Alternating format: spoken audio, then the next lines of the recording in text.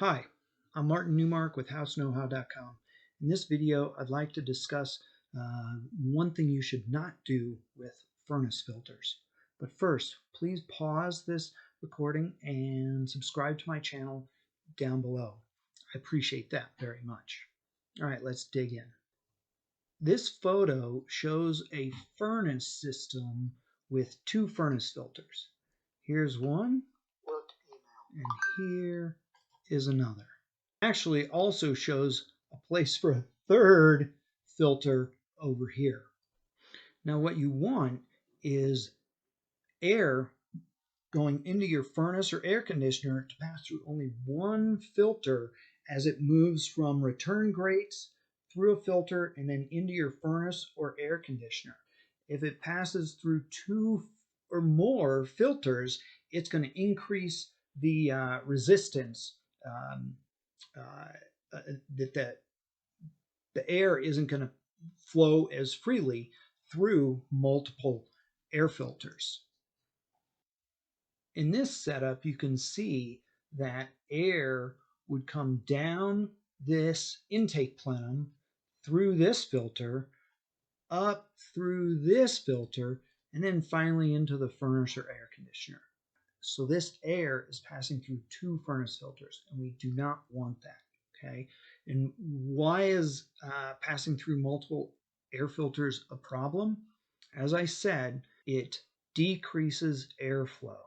And when airflow decreases in the heating season, your heat exchanger gets stressed because your heat exchanger is going to heat up due to this decreased airflow. In fact, your heat exchanger could get so hot that the furnace will actually shut down the flame so that the heat exchanger doesn't get too hot. But when this happens, which is called short cycling, your furnace flames are going on and off, which are heating up and cooling down and heating up and cooling down your heat exchanger way too much. And you don't want that to happen. When your furnace comes on and you say you raise your thermostat 10 degrees, you should, or the furnace should run that entire time until that 10-degree point is hit. If the furnace it has multiple filters or the decreased airflow and you run it, the furnace may go on and off, on and off, on and off throughout this cycle to heat it up that 10 degrees. And that's thermal cycling your heat exchanger way too much. You do not want that to happen.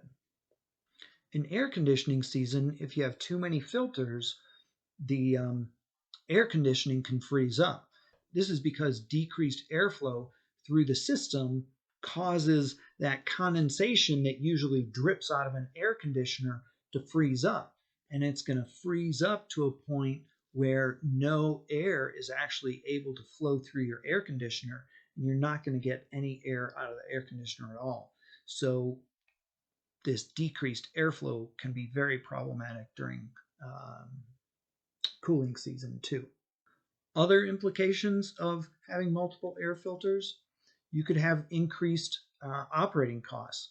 This drag that you're placing on your system can, it's going to cost more money to run that motor to pull this air through the furnace. And then finally, you have extra cost of filters. You're buying multiple filters all the time. So how did this system get to a point where it has one air filter, two air filters that it's actually passing through, and actually a spot for a third air filter here? My hypothesis would be that it originally had the furnace filter here, okay? And as people changed out furnaces or had indoor air quality problems where they might have wanted a bigger, better filter, they installed a second filtration, an area for a second larger filter here, and they stopped using the filter in this space.